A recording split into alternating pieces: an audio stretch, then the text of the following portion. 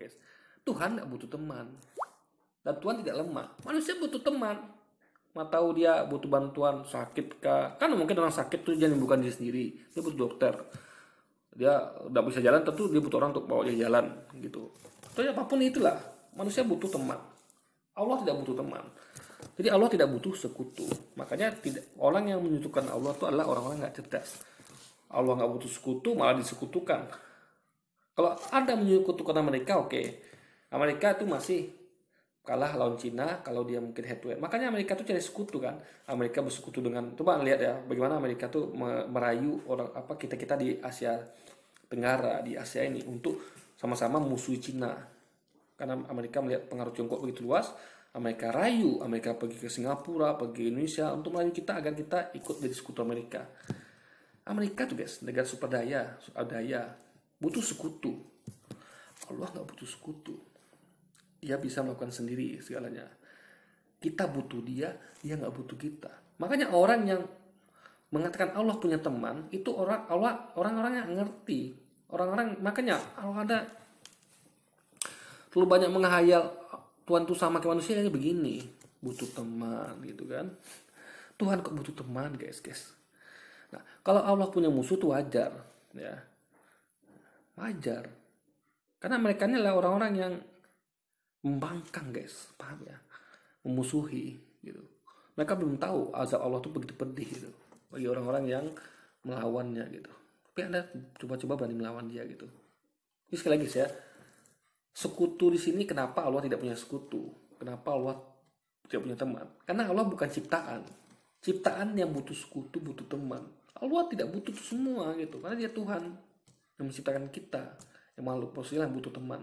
Nah, Allah punya musuh kenapa? Ya, jangankan Allah lagi, ya, jangankan lagi Nabi pun punya musuh, kita pun punya musuh gitu.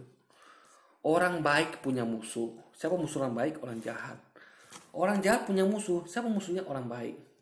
Ya. Masing-masing punya musuh masing-masing. Tidak ada satupun yang tidak punya musuh, guys. Paham ya? Sebaik apapun Anda, tetap Anda punya musuh. Ya. Minimal iblis lah musuh ya Anda gitu. Apalagi Tuhan. Ya. Ini sekali lagi ya. Itu sudah Tuhan ciptakan seperti itu. Yang jahat akan memusuhi yang baik, yang baik akan memusuhi yang jahat. Itu udah jelas, itu udah ada kadar masing-masing gitu guys. Gak mungkin yang baik memusuhi yang berteman dengan jahat kan gak mungkin itu. Ya kan? Mungkin berteman berteman secara say hello, tapi untuk ikut masuk kegiatan itu gak mungkin. Saya anggaplah saya orang baik, teman saya suka narkoba, orang jahat, suka mabuk. Saya berteman sama dia, tapi saya nggak ikut-ikutan dia gitu. Saya cuma say hello gitu kan. Ketika ada yang positif, ayo kita yuk ngaji yuk, ayo. Tapi kita narkoba yuk, enggak maaf. Ya maaf, saya di sini kita pisah gitu. Gitu ya logika berpikirnya gitu. Oh, kira-kira orang itu seperti apa?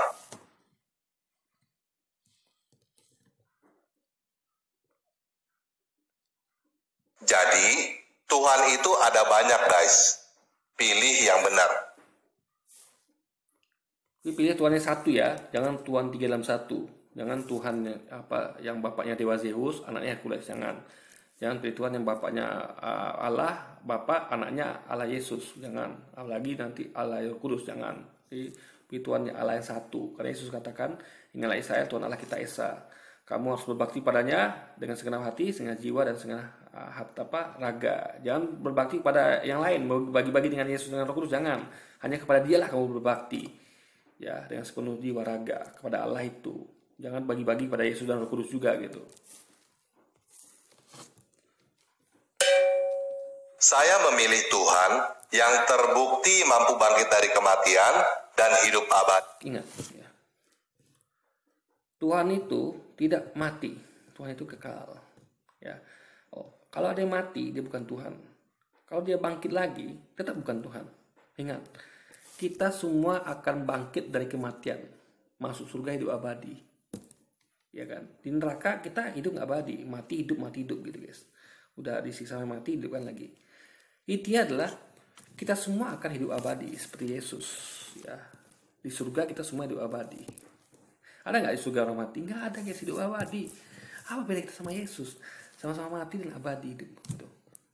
Itu kah yang Anda pilih? Ngapain saya pilih Tuhan yang sama dengan saya, yang sama-sama mati dan hidup abadi? Saya juga nanti hidup abadi sama seperti beliau, Nabi yang kita cintai, Yesus alaihissalam, guys.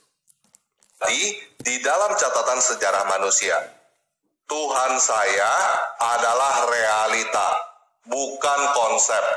Ya.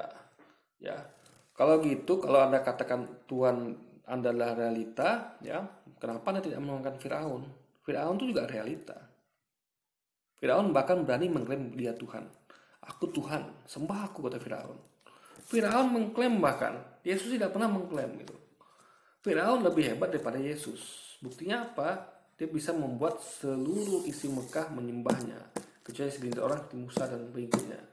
Semua orang tunduk menyembah Firaun. Coba Anda lihat, berkuasa nggak dia? Bagaimana dia bangun Firaun, membangun piramid, jadi raja Mesir. Kalah Yesus, guys. Kenapa Anda tidak menyembah Firaun? Coba. Atau Namrud. Coba. Ya kan? Itu nyata loh, realita. Kenapa tidak menyembahkan itu? Coba.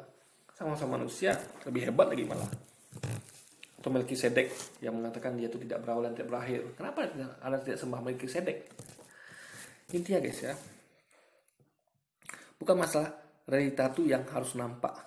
Ingat, Anda percaya sesuatu itu yang nampak. Ini guys justru kuno.